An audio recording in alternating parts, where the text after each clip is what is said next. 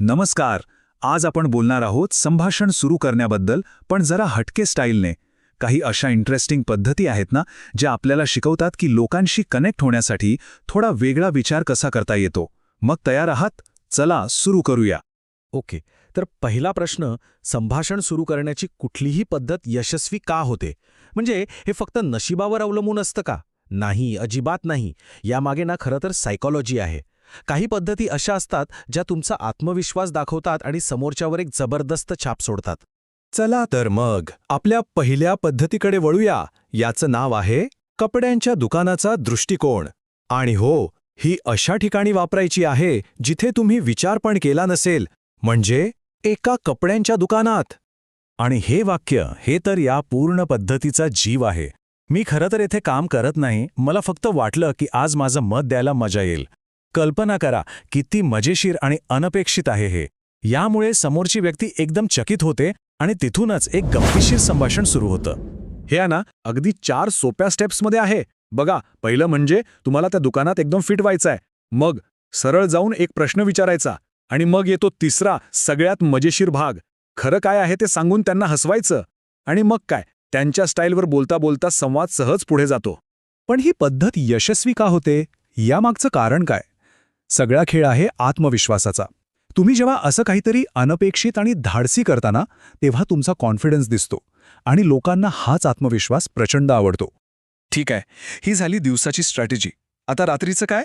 विचार केलाय कधी की बार किंवा नाईट क्लबमध्ये बोलायला सुरुवात करण्याची परफेक्ट वेळ कोणती असू शकते? इथेच येतो आपला रात्री 10 वाजताचा नियम. तर काय आहे हा 10 वाजताचा नियम? याचं तत्त्व खूप सोपं आहे. Strike fast, strike early. म्हणजे जे करायचंय ते लवकर आणि वेगाने करा. रात्री 10 वाजायच्या आतच बोलायला सुरुवात करा.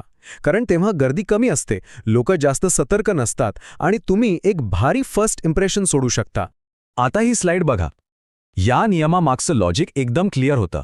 जर तुम्ही 10च्या आधी बोललात तर तुम्ही आत्मविश्वासू वाटता, एक रहस्य निर्माण होतं.